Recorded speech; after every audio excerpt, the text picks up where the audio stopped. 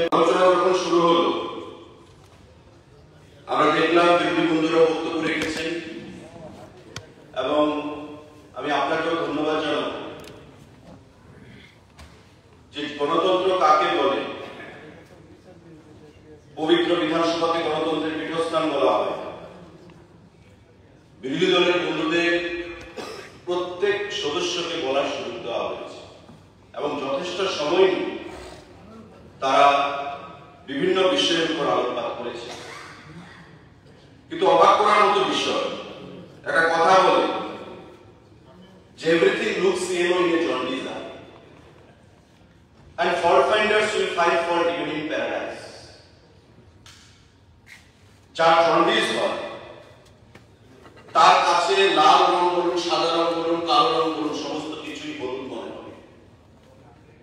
আর যারা fault finders, দোষ ধরে যারা অভ্যস্ত, তারা প্রতিনিয়ত যে কোনো পজিটিভ জিনিসও তারা দোষ ধরবে, পজিটিভ জিনিসটাকে তারা আরাম করার চেষ্টা করবে এবং নেগেটিভ জিনিসটা বন্ধটা বের করে জনসম্মুখে সেটা প্রচার করবে। গোয়েবলসীয় কায়দা, যেটা ত্রিপুরা রাজ্যে ভারতবর্ষের কমিউনিস্ট পার্টি, যেটাতে ভারতবর্ষে বিগত দিনেও যেটা আমরা দেখেছি। এই প্রসঙ্গে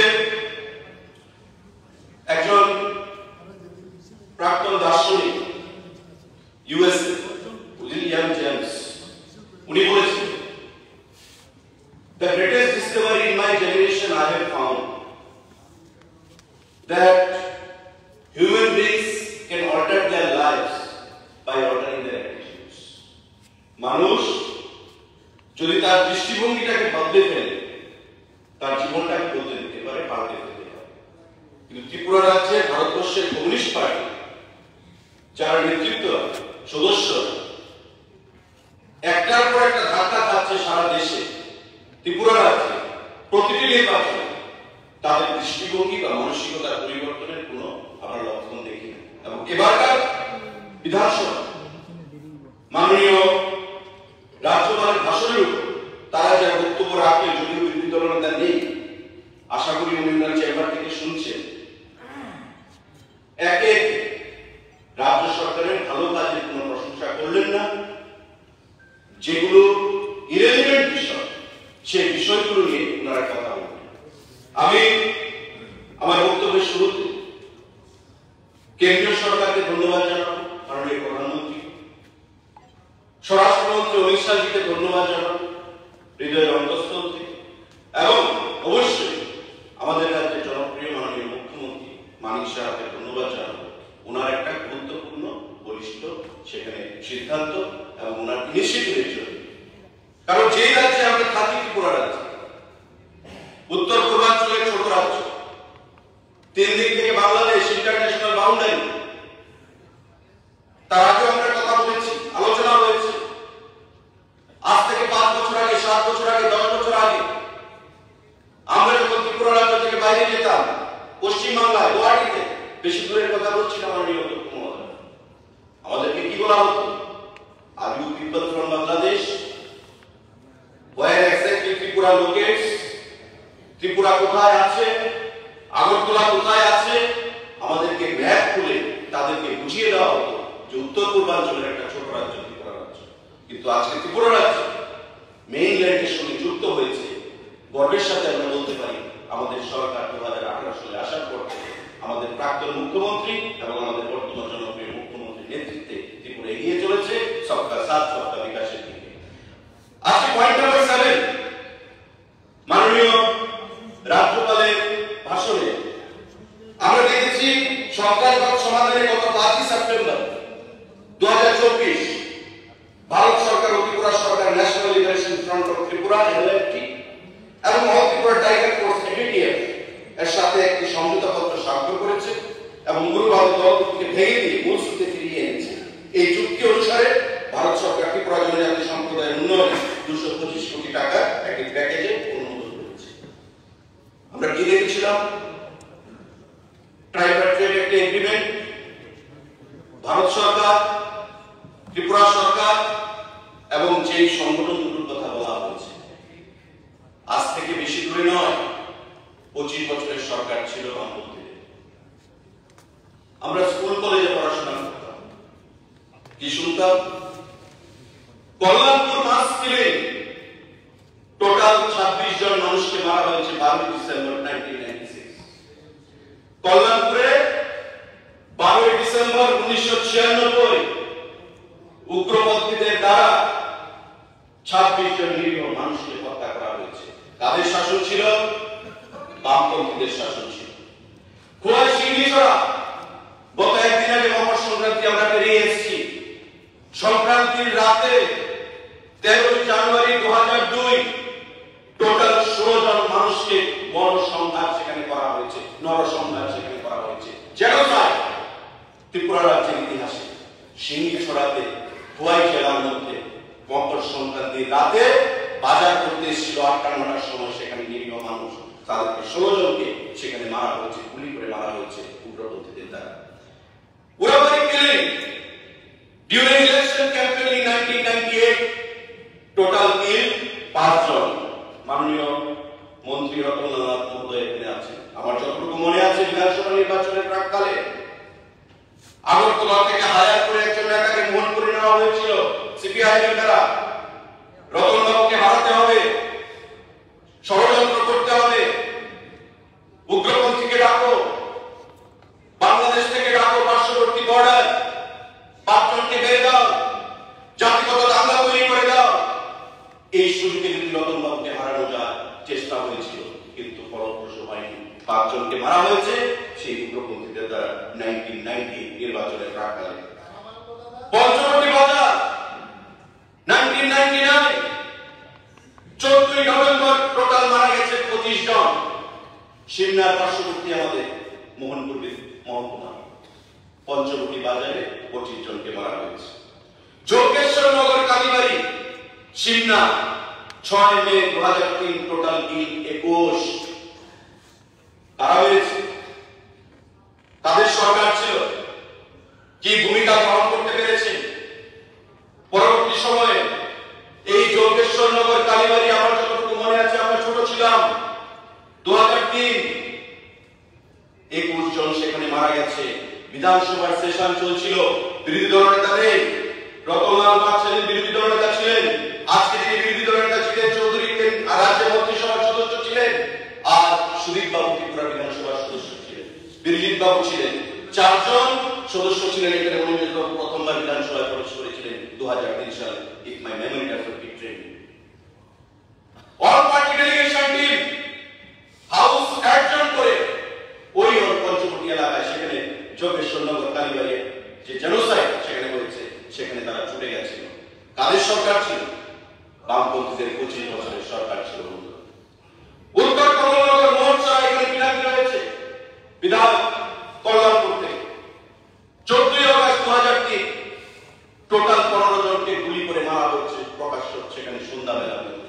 মাননীয় মহোদয়, আমাদের 20 মে 2000 কল্যাণপুর অ্যাসেম্বলি কনস্টিটিউয়েন্সি বারবের কিলিং, 26 জন মানুষকে সেখানে মারা হয়েছে। মান্দায় চৌমুনির গণহত্যা, যে বিধানসভা কেন্দ্র থেকে আমি প্রতিনিধিত্ব করছি, মন্ত্রিষ্ঠ বিধানসভা কেন্দ্র, এনআইটি যাওয়ার পথে 26শে জানুয়ারি 2003 সাল নির্বাচনের ঠিক 7 দিন আগে সারা দেশ প্রজাতন্ত্র দিবস পালন করছে। ঠিক সন্ধ্যা 6:30টার সময় বাড়িতে ঢুকে গিয়ে 11 জন নিরীহ মানুষকে সেখানে হত্যা করা হয়েছে। হত্যার সঙ্গে সঙ্গে 10 মিনিটের মাথায় লাল ঝান্ডা নিয়ে রাস্তায় ক্যাডাররা নেমে গেল। তদানীন্তন বিরোধী দল, বিরোধী দল সভাপতি ছিলেন প্রদেশ কংগ্রেসে। তদানীন্তন বিরোধী দলের বিরুদ্ধে বিরোধী দলের নেতৃত্বকে মেরে থানায় ভরে চেয়ারে পাঠিয়ে আজ পর্যন্ত মান্দায় সেই বিচার বাণী নিবৃত্তিতে কাছে কেউ বিচার পায়নি। আজকে কার হয়েছে এখন পর্যন্ত সেটা বের করা যায়নি। এমন ভাবে তথ্য লুপাট করা হয়েছে। 10 মিনিটের মধ্যে মিছিল বের করে দিয়েছে, গাড়ি নিয়ে বেরিয়ে পড়েছে। তারা কি করে জানতো এত বড় কিলিং হবে সেখানে? আগে থেকে সমস্ত প্লট তৈরি করা ছিল, নাটক মঞ্চস্থ ছিল, শুধু অভিনয়টা করেছে। 11 জন মানুষকে সেদিন গুলি করে 26শে জানুয়ারি সন্ধ্যা 6:30টায় সেখানে মারা হয়েছে। কৃষ্ণপুর বড় কিলিং 14 আগস্ট 2003 টোটাল 16 জন। রতিয়া আন্ডার কৃষ্ণপুর 2000 সালে টোটাল 3 জন। প্রতিটি ক্ষেত্রে মাননীয় অধ্যক্ষ মহোদয়, আমি এখানে যেগুলো বললাম 164 জন মানুষকে উগ্রপন্থীদের দ্বারা, আরো অনেক ছোট বড় ঘটনা রয়েছে, অসংখ্য যেগুলো আমার মেমোরিতে ছিল, আমি সেগুলোকে নোট করে আজকে বলছি। কেন বলছি? রাজ্যে উগ্রপন্থার কারা জন্ম দিয়েছে? তাদের আমলের ক্যাবিনেট মিনিস্টার বিমল সিনহা, তদানীন্তন স্বাস্থ্যমন্ত্রী, কমলপুর আপান্দার দিয়ে তাকে মারা হয়েছে উগ্রপন্থীদের দ্বারা ষড়যন্ত্র করে। কল্যাণী রায় আছেন, ইউসুফ কমিশনের রিপোর্ট কেন পেশ করা হলো না সময়? জাস্টিস ইউসুফকে দিয়ে কমিটি গঠন করা হলো। ইউসুফ কমিশনের রিপোর্ট কেস করে হাইকোর্টে কল্যাণী রায় কেস করেছিলেন। হাইকোর্টে কেস করে ইউসুফ কমিশনের রিপোর্ট দিলেন home minister or chief minister table the report বিরোধী দলের কাছে। কত বছর বাদে 98 তাকে মারা হয়েছিল, আর ইউসুফ কমিশনের রিপোর্ট দেওয়া হয়েছিল 2015-16 সালে। কি বলছে ইউসুফ কমিশন? বলেছে হোম ডিপার্টমেন্টের টোটাল নেগলিজেন্স এবং কিছু কিছু রাজনৈতিক নেতাদের involvement led to the murder of the then minister Bimal Sinha. উগ্রপন্থীদের দ্বারা ডাইরেক্ট যোগাযোগ, তাই ইউসুফ কমিশনের রিপোর্টটাকে হাসা করে ফেলা হয়েছে। সুগ্রাম দিনের এসডিএম সদর, তার অফিসে ঢুকে তাকে গুলি করে মারা হয়েছে। পরিমল সাহা, গৌতম দত্ত, দেবদেব, একের পর এক এমন উদাহরণ রয়েছে।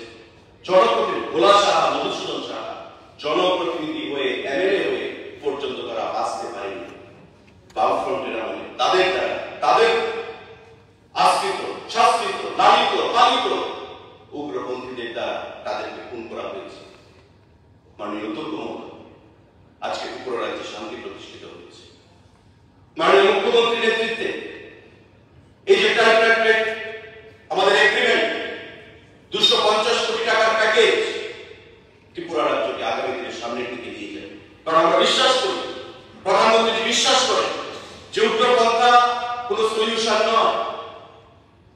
যে রাজনৈতিক দলগুলো উগ্রপন্থার মদত দিচ্ছে, আজকে সেই রাজনৈতিক দলগুলো যেমন ত্রিপুরা রাজ্যে হারিয়ে গেছে, আজকে নাগাল্যান্ডে দেখুন, মিজোরামে দেখুন, উত্তর পূর্বাঞ্চলে দেখুন, ভারতবর্ষের অন্যান্য প্রদেশে দেখুন, এবং আমাদের স্বরাষ্ট্রমন্ত্রী পরিষ্কার ভাষায় বলেছেন আগামী 26 সালের মধ্যে নকশালিজমকেও ভারতবর্ষের বুক থেকে ইরাডিকেট করে দেওয়া হবে, এলিমিনেট করে দেওয়া হবে। এটা আমাদের একমাত্র লক্ষ্য, ন্যাশনাল সিকিউরিটি এবং রাজ্যের সিকিউরিটি নিয়ে কোনো কম্প্রোমাইজ নয়। আজকে তার জন্য এই ট্রাইপারট্রাইড এগ্রিমেন্ট সেখানে হয়েছে। একটা কথাও তো বললেন না বিরোধী বন্ধুরা,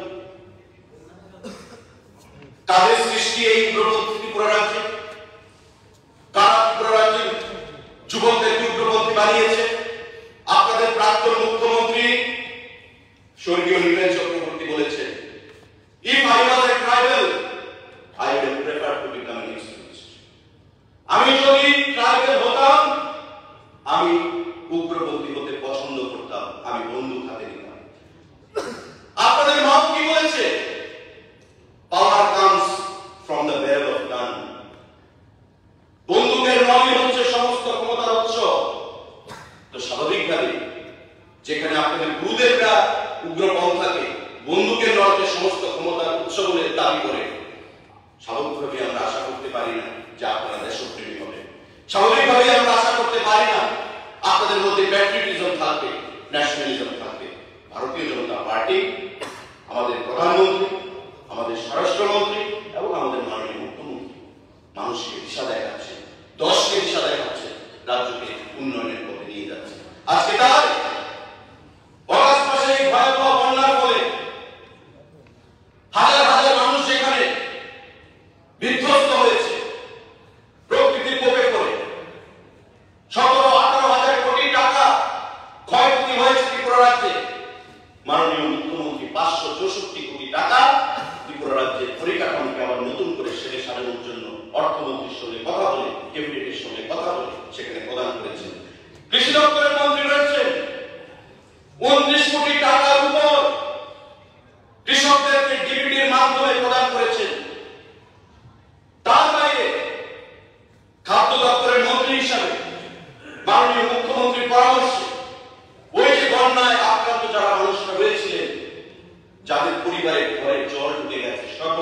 হারিয়েছে।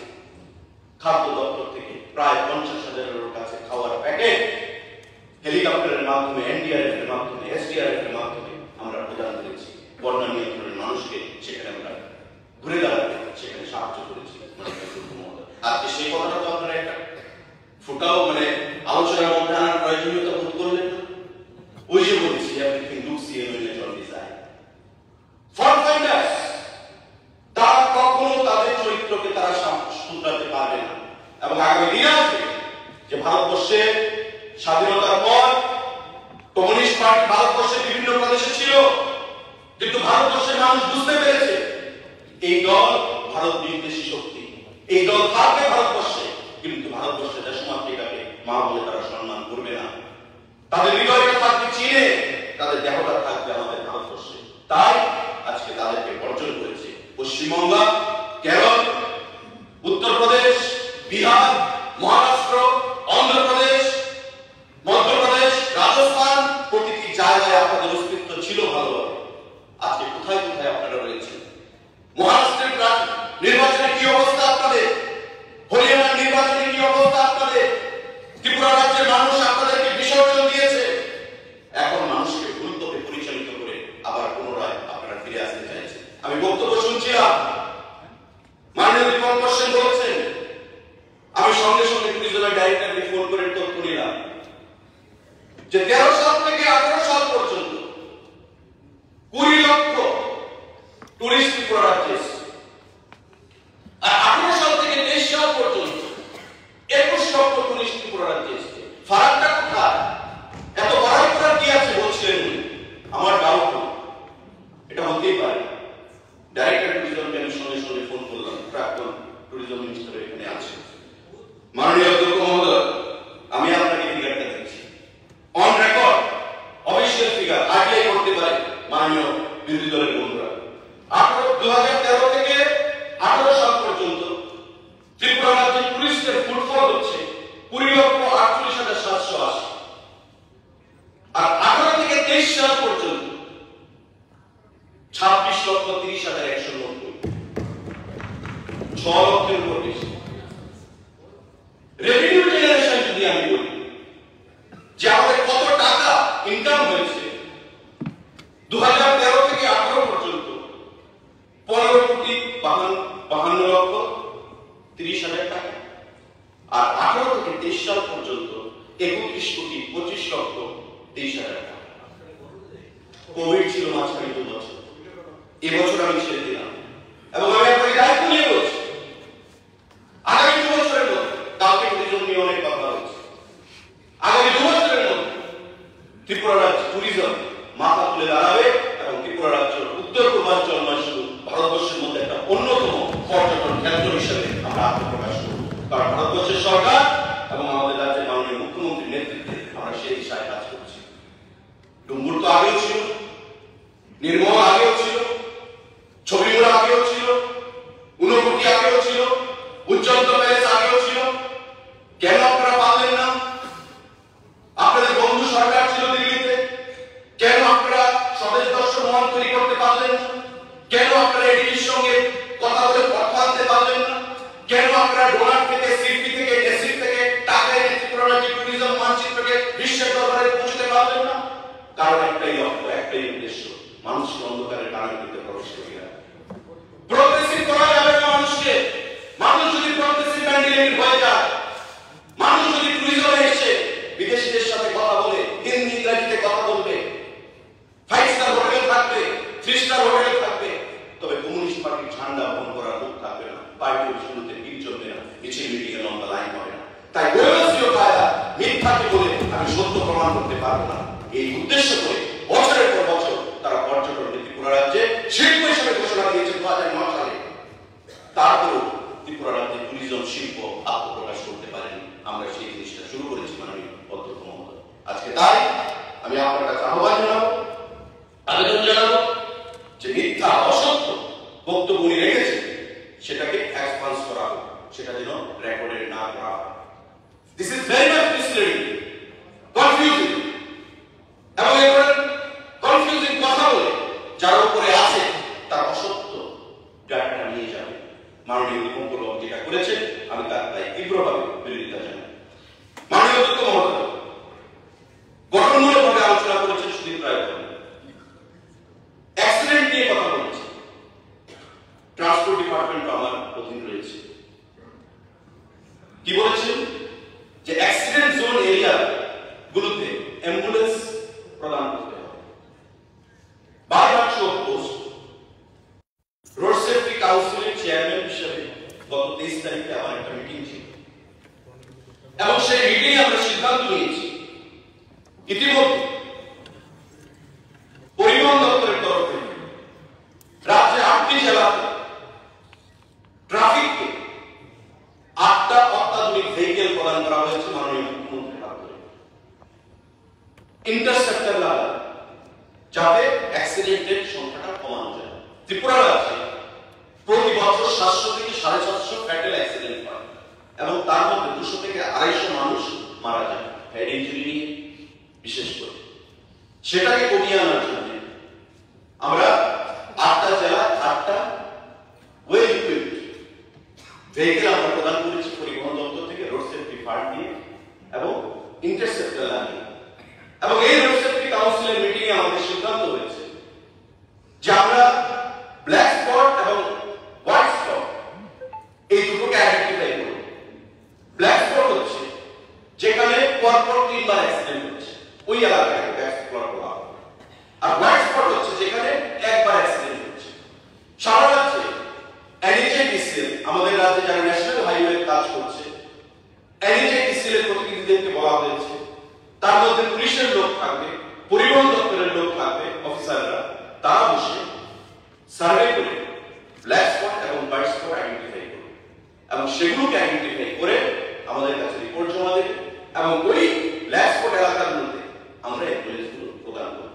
তো স্বাভাবিকভাবে আমাদের যে বিশ্বাস বা আশা যে আগামী দিনে আমরা ওই অ্যাক্সিডেন্টের যে সংখ্যা সেটা আমরা কমিয়ে আনতে পারব। তার বাইরে গুড সামারিটান একটা স্কিম রয়েছে। গুড সামারিটান হচ্ছে যখন কোনো জায়গায় অ্যাক্সিডেন্ট ঘটবে সেই জায়গায় যদি তৎক্ষণাৎ যারা রাস্তাঘাট দিয়ে মানুষ যায় চলাফেরা করে, ওই যে ভিকটিম যে অ্যাক্সিডেন্ট ফেস করবে ওই ব্যক্তিকে যদি তৎক্ষণাৎ হাসপাতালে পৌঁছায় উইদিন গোল্ডেন আওয়ার, আধা ঘন্টা 20 মিনিট 1 ঘন্টা খুব শীঘ্রই, ইন নো টাইম, তাকে 5,000 টাকা পুরস্কার করা হয়। কেন্দ্রীয় সরকার সেটাকে 25,000 টাকা করে দিয়েছে, বাড়িয়ে দিয়েছে। নীতিন গডকরিজি গত কয়েকদিন আগে সিদ্ধান্ত নিয়েছেন যে 5,000 টাকা বাড়িয়ে 25,000 টাকা করা হবে এবং গুড সামারিটান প্রাইজ সেখানে প্রদান করা হবে। গোল্ডেন আওয়ারের মধ্যে যদি ওই পেশেন্টটাকে বা যে ভিকটিম তাকে যদি হাসপাতালে পাঠানো যায়। তো অ্যাক্সিডেন্ট আমরাও চাই, কারণ যার পরিবারের ক্ষতি হয় অ্যাক্সিডেন্টের ফলে আমরা বুঝতে পারি তার কতটা ক্ষতি হয়। এটা ট্রেজারি ব্যাংক বা বিউটি ব্যাংকের কথা না, রাজ্যের সম্পদ যাচ্ছে, মার্কও খালি হচ্ছে, কিন্তু যেভাবে ওনারা বলবেন অ্যাজ ইফ ট্রেজারি ব্যাংকের জন্য, মুখ্যমন্ত্রীর জন্য, পরিবহন মন্ত্রীর জন্য হয়তো অ্যাক্সিডেন্টগুলো হচ্ছে। আজকে আপনাদের অবগতির জন্য আমরা বলছি যে ব্ল্যাক স্পট এবং হোয়াইট স্পট করে আমরা অ্যাম্বুলেন্স আমরা প্রদান করব এবং সমস্ত ধরনের যে সিদ্ধান্তগুলো আমরা গ্রহণ করব আগামী দিনে নিশ্চয়ই সেগুলো আপনারা প্রশংসা করবেন। মাননীয় অধ্যক্ষ মহোদয়, আমাদের মাননীয় রাজ্যপাল যে বক্তব্য রেখেছেন তাতে প্রতিটি ক্ষেত্রে রাজ্যের মাননীয় মুখ্যমন্ত্রীর হাত ধরে ত্রিপুরার যে নতুন দিশা চলছে সেটাই উল্লেখ করেছে এবং এতে করে একটার পর একটা সিদ্ধান্ত যুগান্তকারী সিদ্ধান্ত হিসাবে সেখানে পরিগণিত হয়েছে। মাননীয় মুখ্যমন্ত্রী বক্তব্য রাখবেন, আমি সে বিষয়ে আর যাচ্ছি না। আমি আপনাকে ধন্যবাদ জানাবো এবং পরিশেষে যারা বিরোধী দলের বন্ধুরা এখানে রয়েছে তাদের কাছে আহ্বান জানাবো। মাননীয় মন্ত্রী সুধাংশু দাস তার বক্তব্যে বলেছে যে জোট আজকে ভাঙার পথে। নির্বাচনের আগে আমরা দেখেছিলাম বলাবলি বিচ্ছেদ, বর্তমানে আমরা দেখতে পাচ্ছি একটু অনীহা, অভিমানের সুর। আবার সময় আসবে, কারণ দুদকই জানে তাদের শক্তি কোন জায়গায় গিয়ে দাঁড়িয়েছে। রাজ্যের মানুষকে মিথ্যা কথা বলে মিসলিড করে দীর্ঘদিন ক্ষমতায় থাকা টিকে থাকা যায় না। মাননীয় রতনবাবু তার বক্তব্যে বলেছিলেন, উনি আগেও বলেছিলেন, তোমার তোমাকে গতি বেঁচে বকুলে কলি শেষে, তোমাকে যে বধ করবে বাদি শেষে, তোমাকে যে বধ করবে তার জন্ম হয়ে গেছে বকুলে, কংসকে কে বধ করবে সেটা জন্ম হয়ে গেছে। ওদের যে বধ করবে সেটা কার দ্বারা ওরা বধ হবে সেটা তো ইতিহাস লেখা হয়ে গেছে 2018 সালে। 23 সালে দ্বিতীয়বার ইতিহাস লেখা হয়েছে। আগামী দিনেও আমি দায়িত্ব নিয়ে বলছি, গণতান্ত্রিক ভাবে সবকা সাথ সবকা বিকাশের নীতিতে মাননীয় মুখ্যমন্ত্রীর হাত ধরে আমাদের যে সরকার চলছে, আগামী দিনে গণতান্ত্রিক পদ্ধতিতে আমরা আবার আগামী দিনে ত্রিপুরা রাজ্যের ক্ষমতায় প্রতিষ্ঠিত হব এবং ত্রিপুরা রাজ্যের মানুষ আপনাদেরকে যে 10-এর মধ্যে সীমাবদ্ধ রয়েছে তার থেকেও অনেক নিচে নামিয়ে আনবে। হয়তো সময় আসবে যে বিরোধী বেঞ্চে আজকে এখন যতজন সদস্য দেখা যাচ্ছে সেই সদস্যরাও থাকবে না।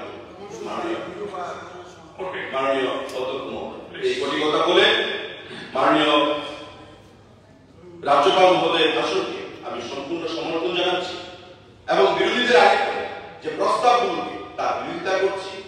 আপনাকে ধন্যবাদ।